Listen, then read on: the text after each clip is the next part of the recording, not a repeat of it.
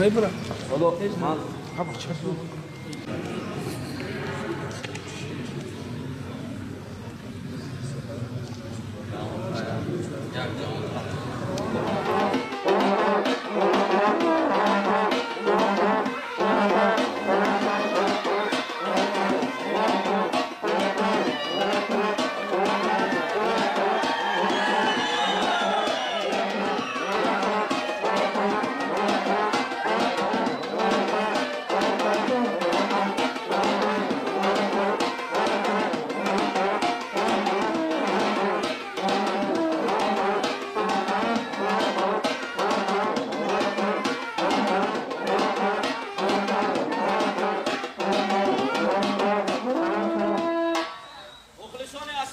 هواداران و راغبان صنعت محاربه‌های آمیخته اولین عقاب بلندپرواز تاجیک که از اقیانوس دورتر اولین نفری که تحریک سازی کرد در شرکت یا تشکیلات با نفوذ UFC اولین ورزشکاری که همین پرواز بلندش او را به غلبه آورد.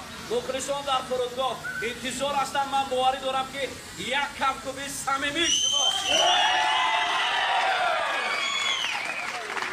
نورالله فرزند همه دیار است. من باوری دارم که به خاطر نورالله به همون صدای تاجیکانه که با یک صدا باید بگیم تاجیکستان،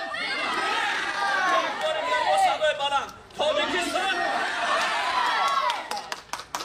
آفرین، یک کمکوبی صمیمی باشید. من خیلی شاد بودم که در تاریخ تاجیکستان یکنیم ورزشگری که بگیم ویز جهان آرزوی میکنن که در تشکیلات UFC برآمد کنند و خلق ما جمهوری ما بسیار انتظار بود که یکمین میبره برآمد میکنه پرچم از زمین برداره. خداوند همین چیزا به ما نصیب کرد. برآمدیم در اولوی اقیانوس پرچم از برداشتیم. چند моментҳое буд ки қариб аз ҳуш беҳуш мешудему лекин завад сана кардему ва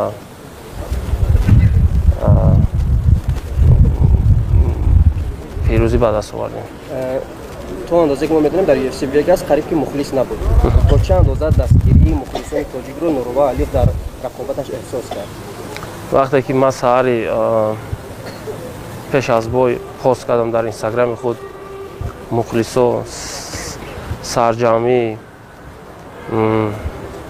ҳамаи ватани худро UFC ва президенти UFC Дана Вайт дар инстаграми худ пост кард ва ҳайрон шуд ва бисёри файтерҳои UFC маро табрик карданд ва ҳама дар ҳайрат монданд ки мо мардуми тоҷик чӣ хел сарҷам ва чӣ хел ин рӯзро интизор будем.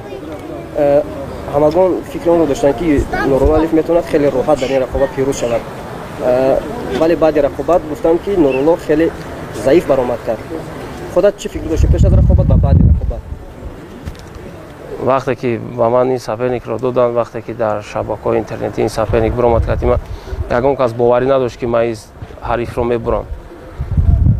ҳатто дар Тоҷикистон ҳам мегуфтанд ки сахттарин ҳарифи Нурулло аст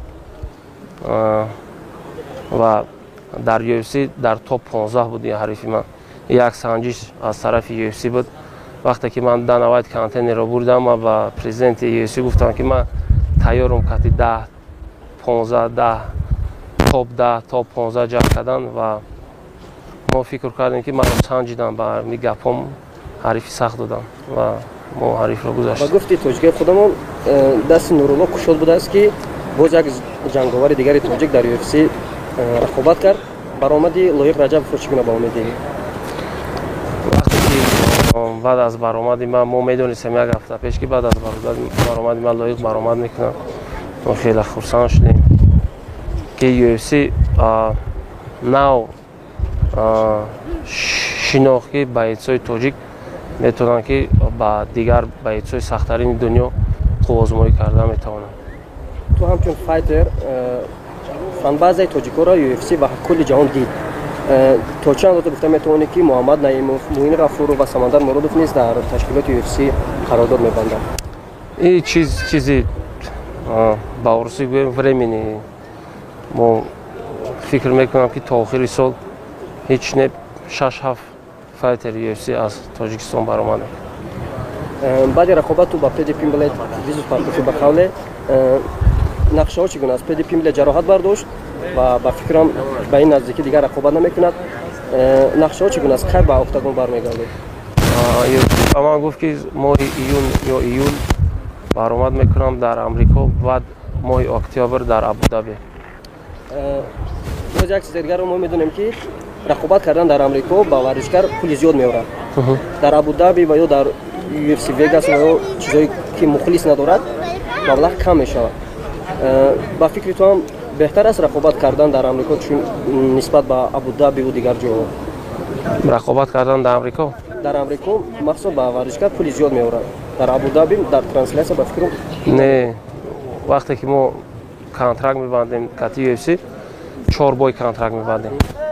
ҳар як бой пас $4000 пули мо мехезад, боло мехезад. мисол 10 ҷамъи 10 буриди 20 бохти 10000. баъд барои чӣ аз Лоиқ Раҷабов ба фикрам бештар аз $60000 амрикоӣ ба даст овард. не гап дурӯғ аст. лекин қарордоди 4 рақобати аввала як хел аст. не гап дурӯғ аст. и гап мебуроранд дар интернет, дар шабакаҳои интернетӣ гап дурӯғ аст. кадом боец ки дар бой метавонад дар UFC фарқ надорад ту тоҷикӣ ё ки американец ё чи 4 бой аввал 10 + 10 ба 12 14 ҳамихе меравад. 4 бой аввал аз ҷо пул кор карда намешавад. ва 30% уҷа бо налог аст ки налог автоматӣ 30% пулро мегирад менеҷер ҳам.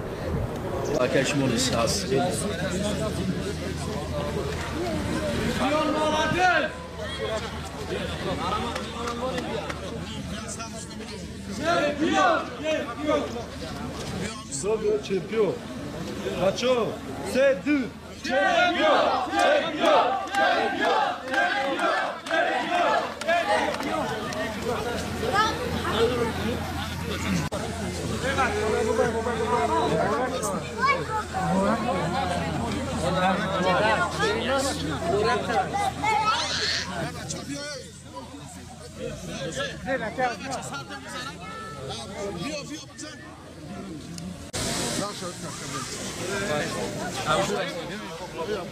Görüşü bırak. Bebe. Açamıyor bir şey lan. Bir şey. Allah var.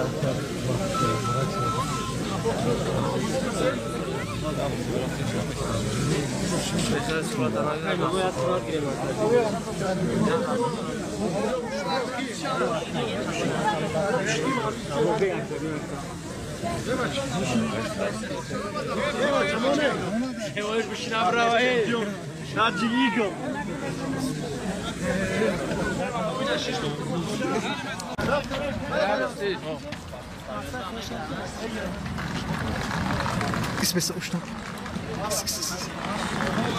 Bakşiş.